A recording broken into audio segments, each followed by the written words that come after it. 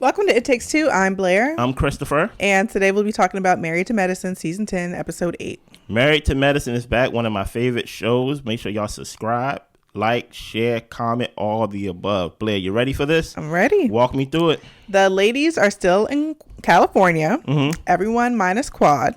Oh, my goodness. They kicked her off the island. I They totally kicked forgot. her off. Did y'all see the interview with Carlos King and Quad and things like that? What did you think about that interview? Just give us a quick, 3 sentences of what you thought about the interview with Carlos King and Quad. I thought it was interesting. Mm-hmm. I felt like I got to learn more about Quad as a person. Yeah.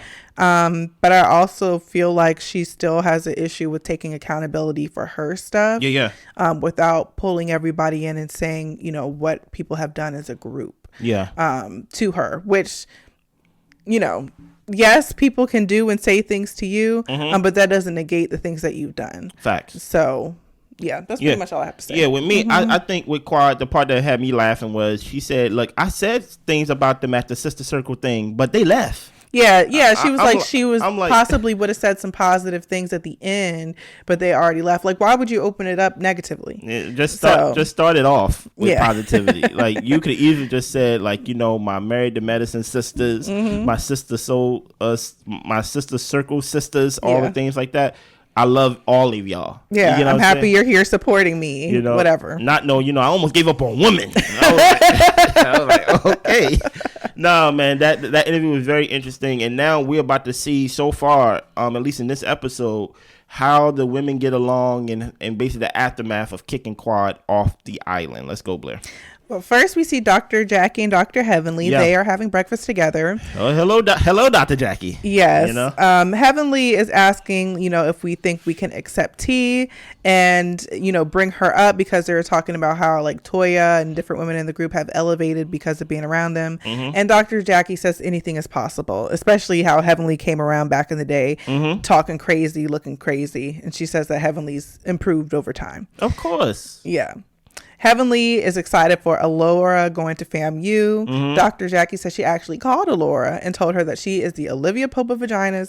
And you can call me if you get into any kind of trouble down there. Listen here, that's very nice. I think this adds on to your analysis, Blair, that you think Dr. Jackie and Dr. Heavenly are more alike than she leads on. Yes. They share a room together, they have a breakfast together, they talk all the time, to the point where she's close with Heavenly daughter to where if you have any problem with your lady parts, call me. You know what I mean? Heavenly's like, you think she go call you before she called her mother? She's like, yes. Yeah. You know what I'm saying? Stuff she ain't gonna want you to know. Exactly. Continue. Well, Toya has planned a mud bath for some of the ladies today. All the ladies come to Toya's room, and some of the ladies are going to be doing a tuk-tuk tour, which is planned for T, Heavenly, and Jackie. Okay. Phaedra makes it to the car with Toya. She was running a little late. She has some stomach issues. I ain't gonna get into all the nitty gritty because they got a little much nasty to me. A little bit much with the bodily issues. And she said that's why she was late. Listen here, Phaedra, I forgot you was on the show. I saw a person running to the car. I was like, is somebody about to attack? Oh, that's Phaedra. Phaedra, your comeback to reality TV has been slightly disappointing. Maybe down the line we will see why they brought you on Married to Medicine, as we cannot confirm or deny if you're married or even dating medicine. Yeah. Continue. Well, Toya and Dr. Alicia get into the mud bath. Yeah. And the other ladies take mineral baths. Yeah. I probably would have been in that probably been in a mineral bath. I would have been in the mud bath because I like trying out different stuff or whatever. But I'm like, even when we was talking about it, while the show was going on, I actually would you be you try mud bath? You say yeah. You ask me, I'm like, I'm not a pig. I have family in the South and things like that in the mud, and that stuff stinks. That's why I'm like, no. I have no reason. This is not fake mud. This is nasty mud. Yeah, go ahead. Well, during the tuk-tuk tour, the ladies are taken also around, and then they are taken around a winery, and then they stop to have charcuterie and wine. T made a comment about I used to call this a charcuterie board, and then Dr. Jackie kind of stops at her tracks and she's like, no, we're not going to do that. She's like, this is beautiful. We're around God, and this is probably the closest that y'all will ever get to God. What did you think about that? I was thinking like Jackie has a stick up her butt. She is so boring. Like T is just trying to make conversation and crack some jokes. If you didn't find it funny, you ain't have to laugh. But you're trying to be like, I feel like the strict teacher with a ruler, like hitting her hands like, no, we're not doing that. You didn't have to hit her with the ruler. Listen here. I said T, even though I did say earlier in the review seasons of episodes of this season, I said I don't think T is made up for the show. Not so much because something's wrong with her. Yeah, maybe, but I'm saying like I don't think she's made up for the show because these women are they are season 10. They're very established. I don't think they go let T be herself. No. So like as T was trying to be herself, trying to add some type of levity to like, hey, I used to mispronounce this, and she's like, no, we're not gonna be dumb today. We're not gonna be ghetto and hood today. We're close to God. We're close to nature. We're vibing, you know. And now it's to the point where T like, well, I don't know if I can even talk. Yeah. Because if I'm going to talk, it won't be myself. Yeah. You know what I mean? Yeah. And then the piece Jackie that she said about like, this is the closest, like y'all will probably get to God or whatever. I'm just like, okay, Dr. Jackie, that was very snooty and unnecessary. Yeah. And then with all the stuff that's come out recently about, how she allegedly treats people and patients and stuff like that. I don't know. It made me listen to her a little bit more. Don't tell me your ears is more. My ears are perked up a little bit more. My goodness. And I'm just like, do you feel like you're better than people? Yes. Is that how you treat people, really? And to me, that I felt like she treated T that way. Like she couldn't just be herself. Let's not be fake on this show. If you made as much money as Dr. Jackie and things like that, there's some type of elitism when it comes to doctors and people who are married to medicine. You get what I'm saying? They feel like, as I said in previous episodes, please go back and go through the playlist of this season. There's a lot of things I hit the nail directly. I hit the hammer directly on the nail. They don't respect T because there's nothing that they can grasp to that T does. Yeah. They see T as basically, you have access to the money. You get what I'm saying? They don't see her as an independent, work hard person who gets it on her own. They see her as basically like, we know why you married Dr. Greg. Yeah. So basically, they basically treat her like, listen here, little girl. She's getting the Toya treatment. Yeah. She's getting the Toya treatment. And this is what happens when you're new to the season. They only respect Toya because they found somebody who they can disrespect more. Exactly. And that's T. Yeah. You know what I'm saying? They don't even really respect Toya. No. Continue. Well, T doesn't think she has anything in common with Dr. Jackie and Dr. Heavenly. She feels like they're a bunch of old farts. Of pretty course. Much. Dr. Jackie says, we'll give you a chance. Okay, B. But you have to read between the lines. And they say no more whining, and Heavenly says you'll need to put your big girl panties on. Listen. It's like you're trying to sign this 30-something-year-old woman. But you have to be honest. It's true. You just seen them kick Quad off the show. Yeah. So of course they quote unquote quick kick off the show. So you can't, as much as I want to quote unquote disagree with Dr. Jackie and Dr. Heavenly, I'm sure after that night they feel powerful. Yeah, they do. They feel more established in their position. They basically like, listen, we'll give you a chance to make it to next season. That's basically what she's saying. Yeah. But you have to put your big girl panties on and basically like this whole having these temper tantrums, yelling, trying to fight me. You ain't gonna make it the next season like that. We are the ones that get to decide if you make it to next season or not. You get what I'm saying? So I do think they feel very empowered by kicking Quad off the island. That they looking at lateasha like, listen, you saw what happened to Quad. Yeah. You get what I'm saying? And if we could kick somebody who been on for 9 seasons and things like that, we could definitely get rid of you. Yeah. Go ahead.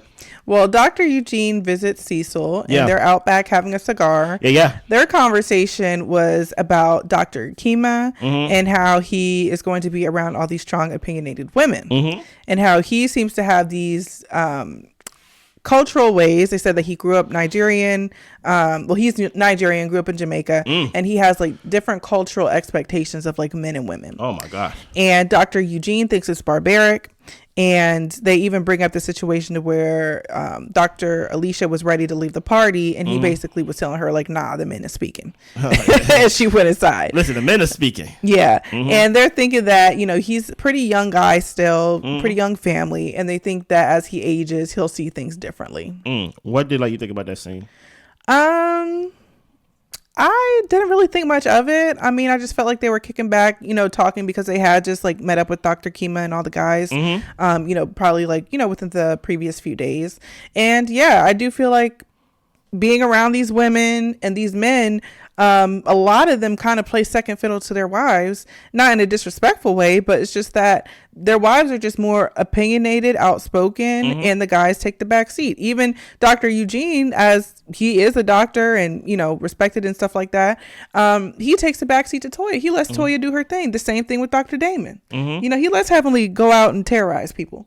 So So yeah, Dr. Kema, he can be who he is and have his perceptions of how things go, but if he thinks he's going to put that on any of the other women in the group, that's going to be a problem. Yeah, I think the way that Eugene was talking, that Dr. Eugene, was speaking was, hey man, choose peace. Like, you would add years to your life if you actually just fall back. Yeah. You know, because what's going to happen is your wife is going to be around these strong, opinionated women, and people may put a battery in your spouse's back. Yeah. So he may send his wife out as his wife, and she may come back with a different mindset. You know, matter of fact, no, I'm ready to go now. I'm not gonna go back and talk to the women. You know what I mean? Like, so I think he's just thinking like, look, if you listen, I thought I had control. I thought I could tell Simone what to do. I thought I could tell Toya what to do, but she started hanging around y'all.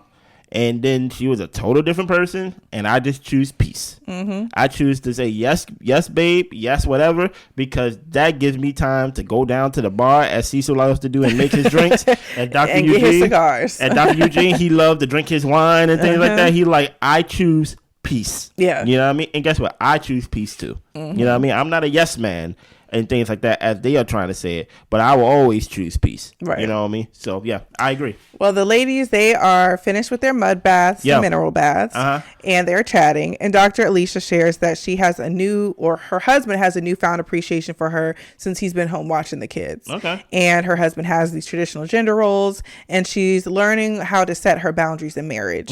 She grew up in a single parent home, so she was taught that you don't need a man. Yeah. Then Toya jumps in and says, well, as an adult woman, now you know that you do need a man. You don't need a man all the time, but you do need a man. Yeah, I do like that. Toya did not like her mud bath, boy. Toya did not like her mud bath. She was like, I don't know what I was expecting, but I wasn't expecting mud to stink. Yeah. Well, it's not chocolate. Right. You know, go ahead. Yeah. Phaedra, she doesn't want to be married again. She doesn't think you need to put a label on things. And especially, she said, as a woman, you know, in a particular tax bracket, it's actually better for you not to get combined with a man or another person in that way. Okay. And Dr. Simone says, you know, the boys will grow up, they'll leave you. It's fine now because you're busy, you got all your businesses.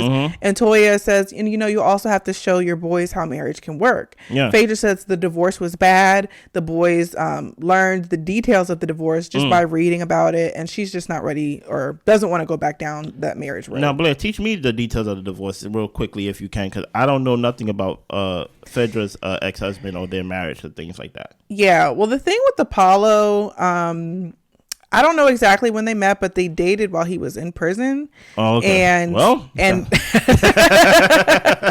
And she got pregnant, but the dates were kind of overlapping the time he was in prison, because she didn't want to tell. I think it was overlapping the time he was in prison, or pretty much like she got pregnant before they got married.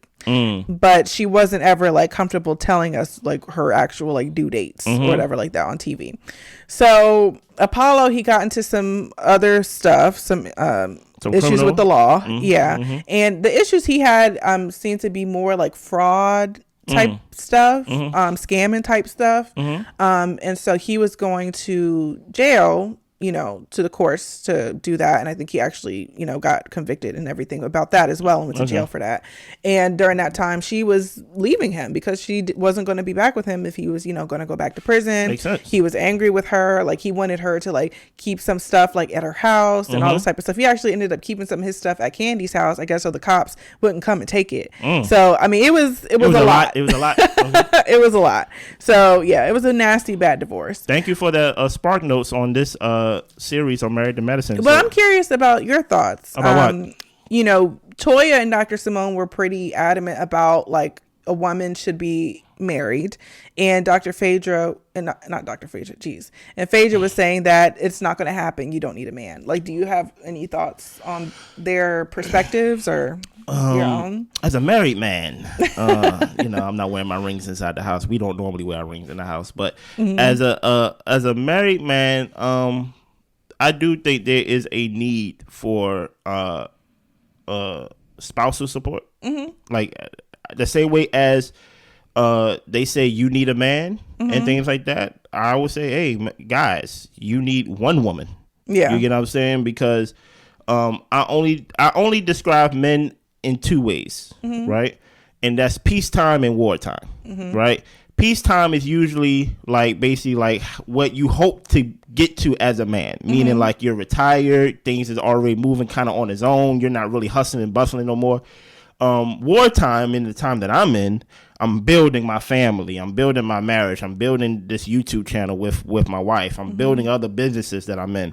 So I don't want my focus to be on multiple behinds. Yeah. do like you get what I'm saying? Yeah. So I do think as a guy, it's not preached enough that we need to focus on one woman and to invest in one woman, because we need to focus on other things during wartime. I think it's very interesting that it comes from Simone. Simone is probably my favorite character on the show, because she is probably the breadwinner in the family. Yeah. And the fact that she could even say, hey, you need a man. Yeah. You get what I'm saying? She's basically in your position, Phaedra, because Phaedra is the one who is probably the breadwinner and things like that. But they are on two opposite sides of the spectrum. But I think how, based on what you told us, Phaedra just started it wrong. Like, hey, how about before you give these blanket statements of, when you're dating a guy that's not in your tax bracket and things like that, it can get tricky. Yes, but give us the full story. Don't date no one that's in prison. Right. You get what I'm saying? I'm sure there's a lot of guys that are scammers, but I'm sure there is some that are in your tax bracket that do want to sit down with you, but it's very hard based on what everybody tell me. They tell me the streets is poison, the pool is poison. So, but I do think when you're at their age and things like that, it does make sense to be with someone, because you don't want to grow old by yourself. It sounds cool to say, like, you don't need nobody because you're still in the streets, you're still moving and things like that. Yeah. But when you slow down and you have nobody, I think that do play on the mental and also it's been proven, your lifespan. Yeah. You don't want to die alone. People who are married or have somebody live longer than those who don't. So, yeah. Yeah, I feel pretty much that a healthy marriage, and, for a woman to have a man in her life that loves her, supports her, and all that type of stuff, like, it's so beneficial. And if you're able to find someone who provides that for you, then absolutely do it. I don't think it's something to fear or, like, to try to stay away from. Yeah. I do think that, a lot of the times, like, women do decide to get with men who maybe have red flags or who aren't, just basically like the best for them and who don't provide those things. So no, like, if a guy isn't that, then no, the marriage is going to be trashed and you're going to be stressed and crying on the floor every day. And also sometimes it flips to where the person was fine one day and then in the marriage they changed and peace out. Yeah. But I do think that if you're in a good situation, it can be a need, to have that emotional and loving support. And I think it's just an enrichment to your life. Just I feel like if people, like, I don't have any kids yet, but I'd like to have kids. And I do think that children are an enrichment in your life. And if you can have it, then you should, anyway. So moving on. Thank you for our TED Talk. Yes. So the ladies meet up for dinner. Yeah. And Simone is over the wines and she wants to have a cocktail. Listen here, Simone said she's done with it. Listen here, I'm surprised. I'm surprised Simone was like, listen, man, give me a Mad Dog. Listen, we already know Four Loko, like, geez, during that time. That's why Simone my type of girl, man. Listen, Simone, when Toya was introducing those wines inside of the thing where T had the tag still on her dress, all the wines that Simone liked was box wines. Yes, generic store brand box wine. Give me the barefoot home, all that. She's like, listen, I'm happy I'm in Napa, but I don't want no more of this uppity type of wine. Give me a Budweiser right now. You know what I mean? Go ahead, Simone. Toya even orders a margarita. Yeah. And she's like, yeah, even Toya's over the line. She's tired. Mm-hmm. So Heavenly left early to go to Alora's graduation. Congratulations. And Dr. Jackie at the table, she talks about her conversation with VP Harris. Listen here, that we got you in trouble, Dr. Jackie. Oh, goodness. Listen here, they did not want to see you win without everybody get all the information. They say, listen, we got no problem with you talking to the vice president, but we gonna let everybody know everything and things like that. I will say this, I don't want to go long on this, but I do feel like Dr. Jackie's second apology was very sincere. The first one was pretty much like a shut up and get out of my face. Yeah. About it. So I think the second one was very sincere. I'm not saying that to take away those that may have felt neglected or felt not heard. I'm not trying to take away from that, but I do hope, especially for Dr. Jackie's sake, that whatever practices that wasn't up to par, to people's par, especially with black women, especially what black women go through, especially the objective facts that black women go through and don't make it through. I hope her practices change for the better. Yeah. Based off of some of the light that has been, the truth has been shined now. You know what I'm saying? And guess what? This would just make you a better doctor if you want it to be. Yeah. You know what I'm saying? So, yeah. Yeah. T shares, one thing I also want to say about that is doctors don't always get the best or don't get training for bedside manner. Okay. And so, the fact that she's getting the feedback that she could be definitely more compassionate. Yeah. And of course people had some other things to say. I don't know what everybody said, but definitely the compassion piece, and making sure people feel you and that they feel heard. And I had listened to one thing about somebody saying like, oh, she's really quick with her patients. I was able to get in and out.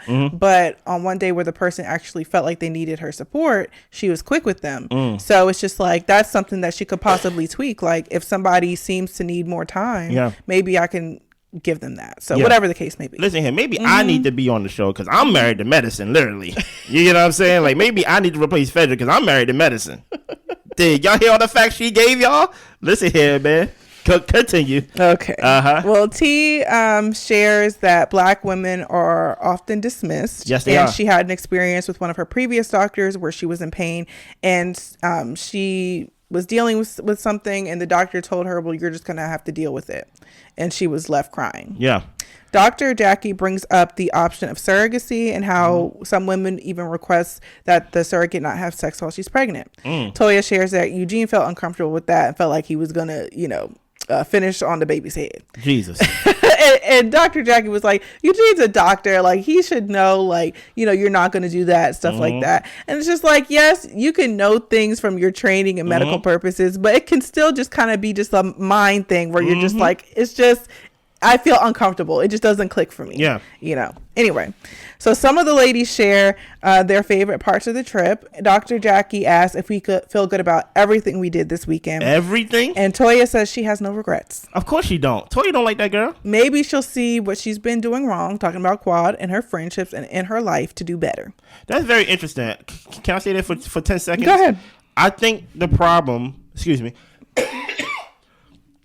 I think the problem that everybody have with what they did to Quad is that they, meaning the OGs, they give up the facade that they are close. And basically maybe Quad needs to maybe she'll see and she changed her ways where they well, y'all really kind of link up only when y'all film anyway too. So I don't see how y'all can do that. And nobody say nothing about that, but when I do it, it seems wrong. Now, Quad, that does lack some accountability on your part because you did do some other things too. But I'm just saying that for me to take it objectively, Toya can't be the one spearheading it. Because Toya, she has beef with Quad. And guess what? It could be valid for real because they both said things about each other. Well, Toya said, I never said this. But based on what we see, what Quad alluded to Toya, I'm like, that's what I don't blame that woman either. So I don't know if they should feel good about it. Because number one, as much as we don't want to admit it, Quad is an OG of the show. Right? Yes, she's not married to medicine. But my thing is she's an OG of the show. You know, continue. Yeah, Dr. Jackie, her only comment is that accountability in a friendship is key. Yeah, it is. Toya felt the trip was a great success and they really got good time to bond with each other. Yeah. So when the ladies get back home, Eugene is helping Toya cut out her weave. And Toya says that romance and communication has been hard in their relationship. Yeah. And at this point, they've been together for 15 years and they're at a point of trying to relearn each other. Okay, that's fair. And Alora is excited about going to college. Yeah. Heavenly is proud of her. And Alora talks to Heavenly about her relationship with her sister and how she could make more of an effort. Heavenly's mom said things to make her and her sister at odds. Yeah. And Alora thinks that they should talk to each other since they can't call up their mom to squash the issues because she passed away. Alora asks Heavenly to call her sister now, and she does, and the sister doesn't answer. But Heavenly, she actually leaves what I thought was a really nice voicemail. It was a nice voicemail, and guess what? Maybe kids are, you know, God's way of trying to repair the family. Heavenly response is definitely, that's how you know she loves her daughter. Because her response is definitely would have been very different than my response. A kid stay in the kid's place. Get out of here. Okay. You know what I'm saying? So, like, you know, maybe we'll see down the line in the season that maybe they do repair their relationship. We'll see. Maybe so. Continue. Sweet Tea, we see her go to the fibroid specialist, and she learns that she has endometriosis, cysts on her ovaries, and fibroids. Prayers for you. Yeah, the doctor recommended surgery, and they said that you could have some challenges with fertility. Yeah. And says that 50% of women with endometriosis can have infertility. She calls Dr. G and shares the news. Dr. G says, you know, we'll pull together, we'll pray, and we'll stay positive. Yeah. He tells her not to worry. One thing that that stuck out to me is that the last scene. The one thing that stuck out to me, the doctor said you have to view this as a marathon. Marathon wasn't the word. Journey was the word. It was journey. Meaning that I think Sweet Tea has alluded that she wants to hurry up and, you know, have babies. Yeah. And I think the doctor did a good job, black doctor, black woman doctor at that. She did a good job to not, quote unquote, put a damper on her dreams of being a mother. She said, no. You have to view this as a journey, meaning like, you know, it's 50% it can happen, 50% it can't. So in the meantime, while we may correct this in surgery, and let's say you try to get pregnant months down the line and things like that, and you don't, you cannot, quote unquote, get too down on yourself. Yeah, I feel like it's the end of things. No. You have to really view this as a long-term thing. I don't know how that would affect their marriage, Dr. G and Sweet Tea's marriage. But I do like the fact that something, when it comes, because I'm not a woman, but something when it comes to their fertility, that it wasn't so much of a doom statement. Yeah. It was listen, it may not happen today. It may not happen tomorrow. It may not happen next year, but it still can happen. Yeah. And as long as you are optimistic about it, this will be your journey. You get what I'm saying? What did you feel about that last scene? Yeah, I was really shocked that she really allowed us into her doctor's appointments. Like, you've seen on shows where people have brought you into their doctor's appointments, but usually it's a pretty positive, non-remarkable situation. But for the doctor to be honest with her and tell her this is your situation and this is the reality of it, I'm sure T was, one, shocked to hear all of the issues she had confirmed, and two, to know that she has to go through surgery, and then the whole thought of can she have a kid or not. So that's a lot, and that's a lot for her to put out there. But I mean, that's the reality of a lot of women and a lot of black women. A lot of black women have fibroids. Go ahead. I'm So no, I was just happy to see that that's something she would share, on a public platform, because I do think, it's good for people to know they're not alone in a lot of these situations. It can be really isolating. And I just hope the best for her. I mean, I don't really have too much to say or to think about. No. It's just that, hopefully she gets what she's praying for. Yeah. Like, I don't know what Dr. G or what was the hindrance in Quad's and Dr. G marriage, but they didn't have children together. I just hope that their marriage is not banked on lateasha having kids. Right. And I know that was something that she messaged him and saying that, I can give you what you want. Yeah. And then here we are dealing with what we're dealing with. Yeah, you potentially may not be able to give him what you want. You might not be able to. Yeah. And that can even feel like another sting, or like a knife to the rib. Yeah. Because you're just like, oh, like I was over here and so like haughty in a way of like what I could do and compared to what all these other women can't do. And you're one of many who are dealing with something difficult. So yeah. So anything else that you want to get off your chest about this show, about this episode? No, that's all I got. I feel like it was a good episode. Listen, we are back in the swing of things. Anything else? That's all I got. Y'all be good. Bye.